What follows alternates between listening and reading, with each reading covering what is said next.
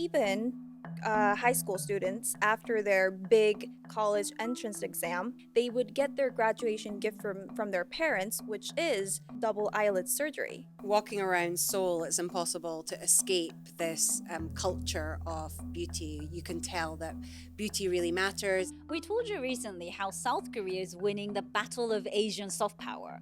Well, businesses are benefiting from this, specifically Korean cosmetic brands. They're known as K-beauty, and they became popular outside of their home market in the 2010s. Now, it's a multi-billion-dollar industry that's increasingly mainstream in the US and UK. But South Korea is also known for its obsession with perfect beauty, so much so that people go there to get cosmetic surgery done. Is there a dark side to K-beauty's success?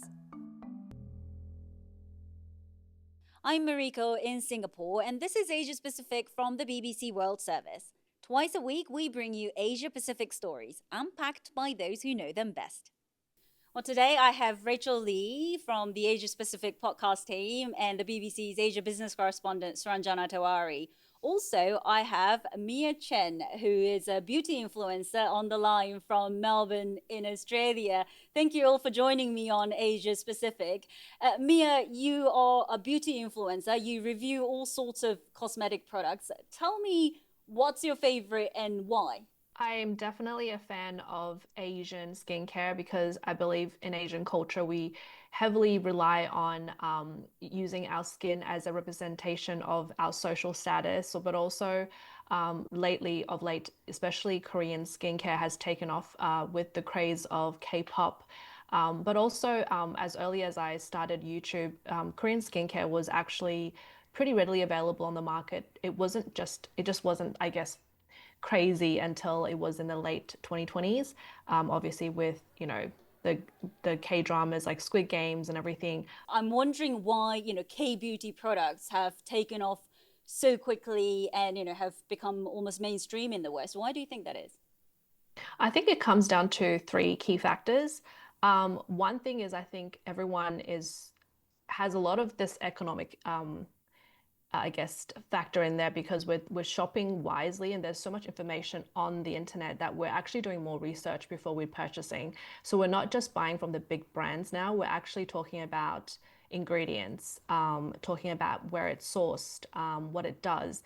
And I think a lot of Korean skincare derives from a lot of natural ingredients. So that comes to mind. A second as well, like I mentioned, is a lot of the culture and history behind how Korean products are made because they kind of focus on key ingredients and making sure that these are the ingredients that's only in the product. And then last but not least is obviously with K-pop. Thank you so much, Mia. That's really interesting. Thanks for joining me on Asia Pacific. Thank you for having me.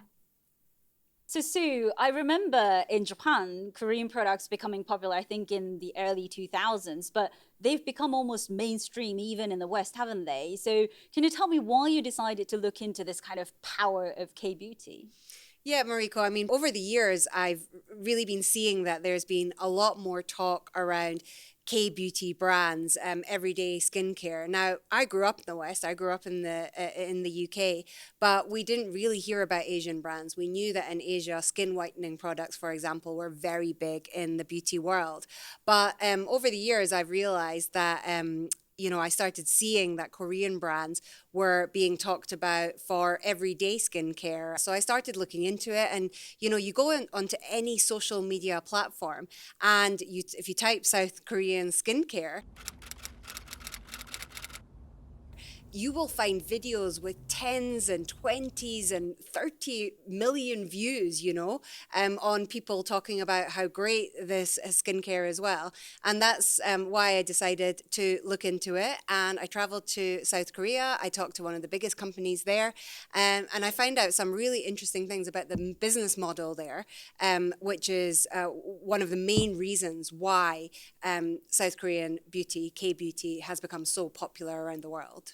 So just to pick up on, growing up in the UK, so you would have used which country's brand? Would it be French?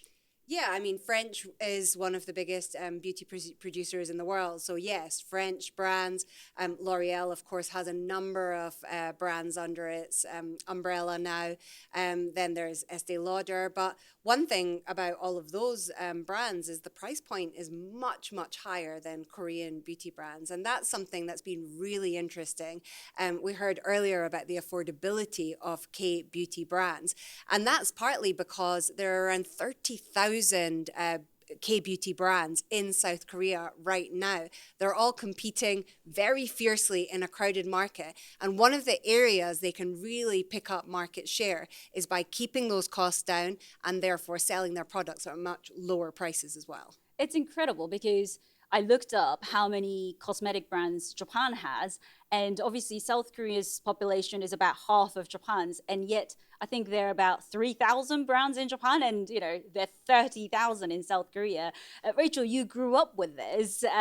Were you surprised though that because you would have used Korean products since you were probably a teenager, and then suddenly now everyone from overseas are actually getting them as well? Yeah, I mean, it's quite surprising. And because I'm in Singapore now, whenever I bring these cosmetic products from Korea, people around me, even if they are not Korean, they would always recognize this brands or like sunscreen products, and they are more obsessed with K beauty products than I am. So it's very fascinating to see all these, like K beauty trends on fire. The numbers are quite incredible, isn't it, in terms of the rise in sales of Korean beauty products that we saw in the US. I was reading it's expected to top, $2 billion in 2025, up 40% from last year, now replacing France as the kind of leading cosmetic exporter in the US. South Korea has overtaken France in terms of exports to the US, and that's not even including Southeast Asia, which is obviously a huge market. China is also a very big market for these firms. The UK is becoming bigger and bigger. Boots now stocks 25 South Korean skincare brands. I spoke to the head of Amore Pacific, which is a really big South Korean brand, and I did ask him what the difference is between the South Korean customer and the global customer. Because of cultural and historic traditions, we have found that in countries like Japan, Korea, and China, there is more interest in things like flawless skin. In Europe, fragrance is the main category. And in the US, we found that makeup is more popular. Things are changing though. US and European customers are becoming more interested in having very young-looking skin. And with the effects of climate change, there is a lot more interest in protecting yourself from UV rays, so sunscreen is seeing a lot of growth. Well, there you have it, the head of Amore Pacific, and I don't know if you noticed, but he has excellent skin. We did ask him about his skincare routine, and he did say he uses his own products, but it was quite an elaborate routine as well, and you can see the effect. Now, Amore Pacific is actually quite a large company in South Korea, isn't it? But it has a lot of independent brands underneath it. It's bought a lot of these independent brands that are doing quite well as well. And I asked him if they've taken control over these independent brands, and he said no, they're able to operate as they used to with creative control and all that kind of thing. And that's really the essence of the South Korean skincare industry. It's about people coming up with ideas by themselves, whether they're big businesses or small businesses. And one of the reasons they're able to do that is because actually there's an entire ecosystem. So these big companies don't actually have to invest in the research and innovation that goes into these skincare products. That's outsourced to third parties. And then these big companies go and say, hey, I would like a product with salmon sperm, or I would like a product with snail mucin in it. And these third parties do the research and innovation, they create the product, and then these big companies are able to market those products with their infrastructure that's already there. So you said snail, what did you say? Snail mucin. It's what the is stuff that real snails secrete. And that is not vegan, I believe. But apparently it helps with hydration and elasticity. For people seeking the Korean look, it's all about young skin, it's all about the dewy complexion, and these are the types of products that really help with it. The thing about Korean cosmetic products is it's always experimental. It's always new. Like you can always try these not only new ingredients, but also like these new methods, like something that you put on while you're asleep, something you put on while you're resting. Like they're always trying to listen to consumers what they need and what they want because this has been always this way. Like it's more like consumer led industry. I was So reading that when a TikToker criticized a Korean brand for having only like 2 or 3 different shades, then they just responded quickly to increase Exactly. the number of shades, didn't they? But in terms of the affordability, I guess, this is an issue not just in South Korea or Asia, but, I think there was a hashtag Sephora Kids where tweens would be shopping all these beauty products. It's almost kind of getting too young of an age where I was reading about face masks for like 3, 4-year-old kids and stuff. I mean, is that an issue in South Korea where there's almost too much pressure on even those young children who shouldn't need any of those products?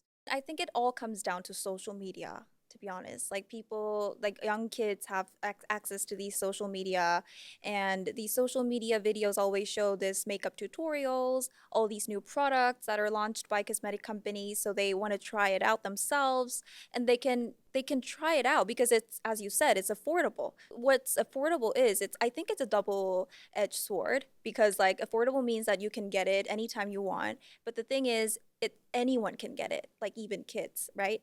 The fact that they are exposed to that from young age, it I think there is a risk. So, Sue, in terms of affordability, I mean, you told us about so much competition, but even then, how do they keep it so affordable when obviously it costs quite a bit of money to produce these products as well? Yeah, I think survival. If you want to survive in the industry, you have to find a way to cut costs. I mean, the factory that we visited, which was part of Amore Pacific, it was fully automated, for example. So they must keep costs down on labor because most of their production seems to be automated.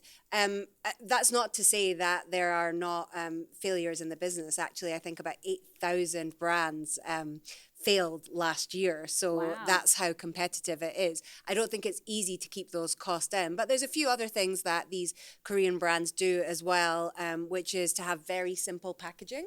I think that's one thing that keeps costs low as well. I think they're very careful about the amount that they make. They only make enough for what their demand might be. So I think there are various areas where they're managing to keep costs down.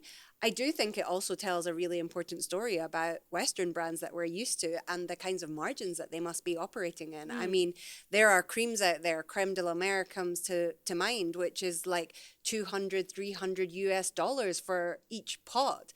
And you just wonder how these big brands are, it's impossible that that the product costs that much. They've also got far bigger marketing campaigns, for example. They're hiring Hollywood stars like Johnny Depp and Julia Roberts. Whereas Korean brands, they either keep it local with Korean ambassadors, K-pop idols, which I imagine is slightly cheaper than a Hollywood star. I mean, clearly South Korean brands are doing really, really well. But I want to talk about, I guess, kind of the dark side of this obsession with perfect beauty, because I think that was kind of the start, wasn't it? Tell me your experience, Rachel, in terms of this kind of obsession with perfect beauty growing up in South Korea, because it's also known for, I guess almost capital of cosmetic surgeries and treatment as well, isn't it? Honestly, I can't really think of anyone around my age or slightly older than me who haven't gotten any plastic surgery or cosmetic treatments. And this includes not only like surgery, but also like simple skincare as well. Even high school students, after their big college entrance exam, so right before their graduation, they would get their graduation gift from their parents, which is double eyelid surgery. So wait, so this is for 18-year-olds? For 18, 19-year-olds who just finished their big exam. So, and then double eyelid surgery double eyelid is surgery. creating a crease Creating on a your crease, eyelids, yeah, right? on your eyelid to make your eyes bigger, because big eyes are always considered as, the beauty standard in Korea.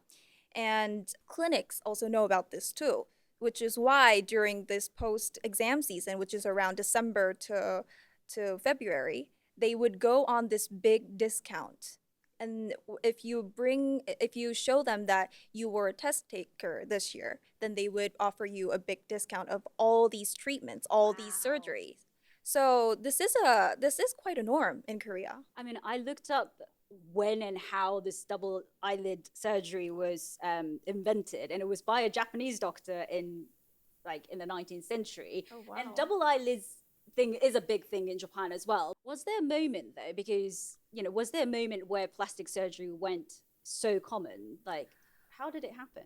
Well, I don't know the exact start of plastic surgery, but as far as I can think of is during 1980s to 1990s, beauty pageants were huge in Korea. So it's not as huge as what it was today, but back in 1980s and the 1990s, and this was the time when Korea was starting to develop. So we weren't like economically developed country back then. And then people saw these beauty pageants winner and runner ups becoming a huge TV star or marrying to these wealthy families. So they kind of noticed, they kind of realized that, okay, beauty can bring all these money, all these success. So this can actually change your life.